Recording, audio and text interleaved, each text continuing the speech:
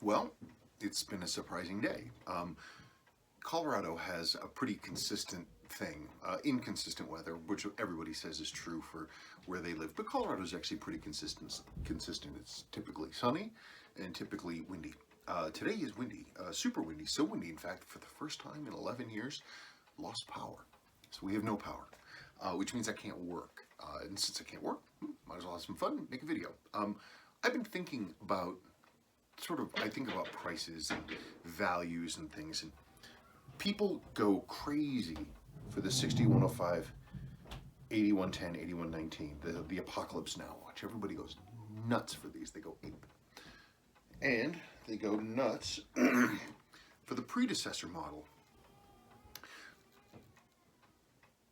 the 6217 8001, the first diver, the 62 MAS. People go nuts for these, but they, as a result, they sort of, one watch the model, the one between them doesn't really seem to get a lot of, well, it gets love, but it doesn't get nearly as much love. And I actually think that's kind of a shame, because I think they're super cool watches. The 6105 8000 and the North American 8009. From my understanding from the case-back study done by online user Start Something, that as far as the data he could find, that these actually, the 6105 8009 resist is the rarest of the 6105s. Now, I can't say that that's a fact, but according to his case-back data study, that is the case. So they came in generally two models. They came in a 6105 8000 proof, and this is from 1969, or they came with the 6105, and this is the North American 8009 resist. They both have the long sweeps and everything else like that. They're cool watches. And so I'm going to talk about them a little bit. I'm going to set up here by the window so we can get better light, and we'll see how this goes, okay? Okay, so here we are at the window so we can get some light in. So again, let's sort of recap. Talking about the slim case, middle child 6105 slim case. And again, it came between the 6105 81X, the beautiful asymmetric case here, and the earlier 62 MAS. I mean, such a classic design, all of them. But people really, they tend to focus on these two. I think, one, because, I mean, this is such an iconic design, and, you know, it was the first true Seiko dive watch, and they're so sought after, they're so collectible. And these, of course, because they're sort of beautiful asymmetric case. I mean, it really is a lovely, special design, and there really was nothing else like it at this time.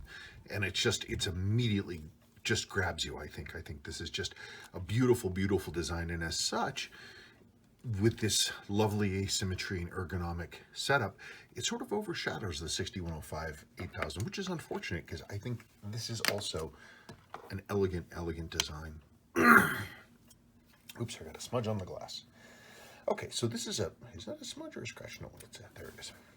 So this is a 6105 8000. It is from February 1969. They're just cool. One of the things I like about this, I really like the symmetry and simplicity of the case. It doesn't have it's got more of the slab sides. It's not as sort of ergonomic and curved like this one is with its undercut sides and the beautiful sort of, I mean, this is such an exquisite watch design, but this is cool in its own right. One of the things that really sort of sets this apart is the earlier 62 MAS.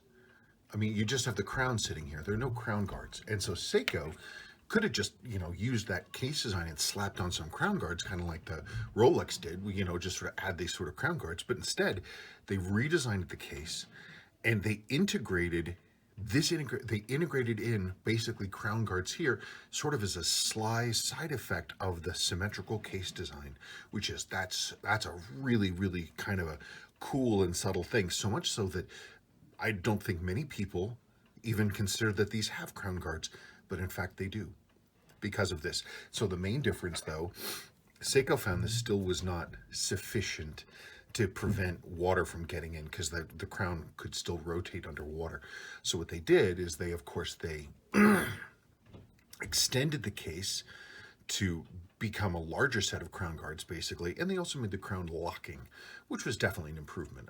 It would be much better when they went to the 6309s and had a screw down, but I mean, you can see the evolution. If you look at the crown guards on all three of these, you can see what they were thinking and how it was working. No crown, half crown guards, full crown guards locking. So the evolution of a functional dive watch. Pretty cool. Now between these, the biggest choices, biggest things that you'll have between the different models, the early and the late, and the sort of this late 1971, is the 6105 A movement versus the B movement. The only difference between them is that hacking lever. The main plates are slightly different. The A plate will not take the hacking lever, it won't do it at all. Only the B will. These are part of the 6000 family. So this is a 6105B. This is a complete movement. As you can see here, this is unrestored. I've never done anything with this. This is out of my supplies. And you can't really see it because this this winding bridge is on here. You can see this little port right here. Well, this is a 6106 movement. It's a high-end 25 jewel one, however. Hang on a second, I'm trying to look here. Yeah, it's there. Oh my goodness, the power just came back on. Anyway, but you can see the hacking lever is right there. And so the hacking lever sits right there. It sits underneath this screw, communicating between the winding pinion and over here to stop the wheels. So that's the main difference. This is a 6119 movement, which is basically the same as the 6106, except it has diaphyx settings. This is a 25 jewel 6106, so ignore that. Normally those would not be there. These would just be bushings, not even jewels. 6119 is different in that it has diaphyx settings in it. This text is orange, the bridge is orange, and it does not have a hacking lever. And the only other members of the family are the 6117s. These are basically, these 24-hour movements are modifications of the 6105B. In fact, the main plates are identical. They're exactly the same. You can take a 6117 and put it in a 6105, and you can take a 6105B. 6105B main plate will go into 6117. They're the same thing. Use the same parts, the same hacking levers. The main other difference between these things is how they set. Because these are divers, you don't want to do like these, which is you push the crown to set them. You push the crown in and that's your quick set. You don't want that. You don't want the crown to move when you're in a dive watch. So these are pull to set. You pull, turn, versus push to set. That's the main difference. It's why these 6000 series movements will not drop in here. That's why they won't do it. And everything else is the same, but not that. Anyway, pretty neat stuff. They're a robust movement. I think the biggest issues they have are the same ones that all these Seikos have, which is the lower mainspring arbor port tends to wear pretty badly, which is unfortunate, but what are you going to do?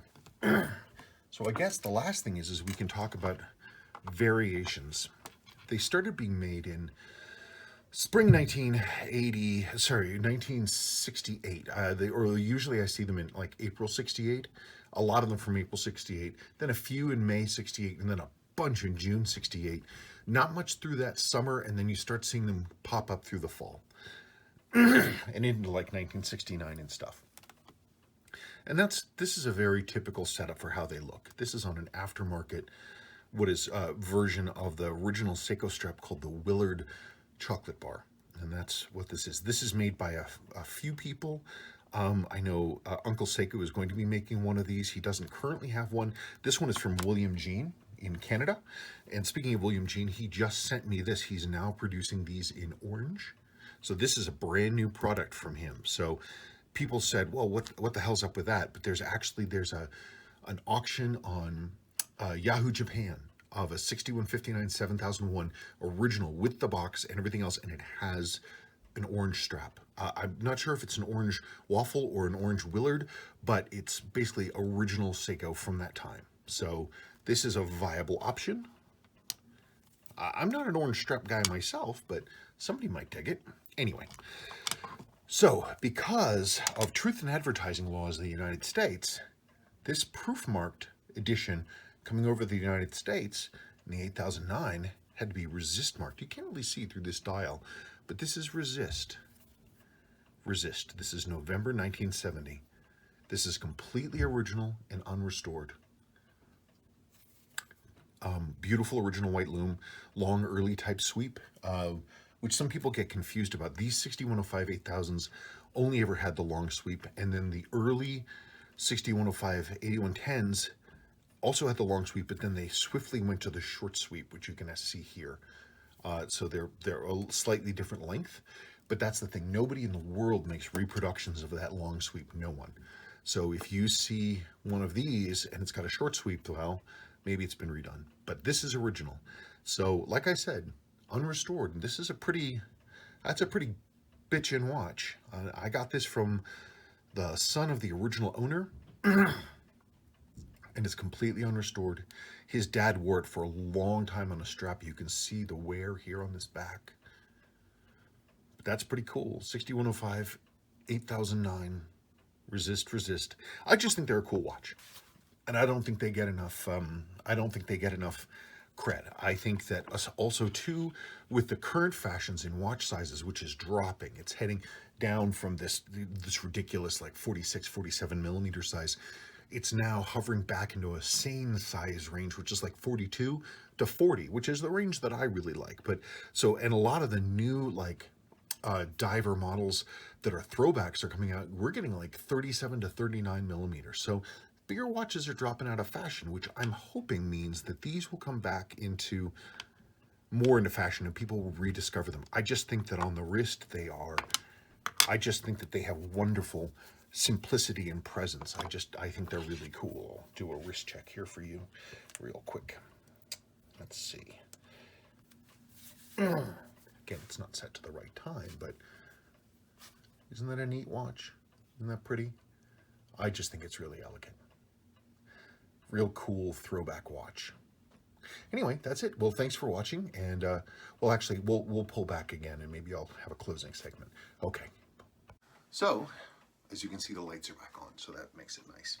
Anyway, so they're just cool watches. One other thing to note about these, and I mentioned it a little bit when I was talking about the crown guards and the fact that these tend to be pretty damaged. One of the things that's actually really rare to see with these is any example of these that has truly good loom. Even with the 6105 8110s with their locking crown and the bigger crown guards, you still tend to see those with a fair amount of loom damage because these have this pre-sealed crown that was built, and in order to get a new crown seal, you basically had to replace the crown, and that didn't really happen a whole lot. Later on with the 6309, Seiko made the seal itself replaceable. But until about a couple of years ago, you couldn't do anything with these crowns. It wasn't until the process was created to allow I believe by Duncan Hewitt in the UK to allow us to open these crowns, which I can now do. I actually need to get back to my bench and doing that now. I need to rebuild a crown today. But because of that, these crowns were not rebuilt, which means these watches especially were very vulnerable to getting water inside. And so it is rare, like this watch here. I mean, it looks beautiful and everything. I think so anyway. But I had to reloom this because the dial was destroyed. Dial and hands the loom was destroyed. The metal was actually pretty good on the metal. So I was able to reloom this with my Vintaloom and it worked out pretty well. But this watch, that's original loom. And that is not seen very often at all. So with these, the thing to always look for, I mean, if you can come across one that has its original loom, if you can find one basically that's like this, original, unrestored with clean white loom, look at the pink stoplight hand. If you can find one like that, that's definitely one to buy. But you're probably going to see them more with damaged loom. Even if they have damaged loom, look at the surfaces of the hand. Look at the metal on top of the markers. If the metal is clean, even if the loom is bad and the hand loom is good, well, it's a good candidate for restoration. Now, some people are going to say, no, no, no, no, no, original loom, even if it's damaged, is always going to be worth more. If the loom is black or it's oil soaked, it's not worth anything. It's just garbage. And I don't know, there's just, I'm all for preservation, but if you have damaged loom that's also an active danger to the watch, like blackened, nasty looking loom, that stuff is corrosive and it will eat into the dial. It will eat the metal surfaces of the markers and hands away. It needs to go. But if you can find one like this, that's pretty nice. Anyway, give them a chance, start to look at them because I think they're undervalued and they're super cool. That's it. Thank you.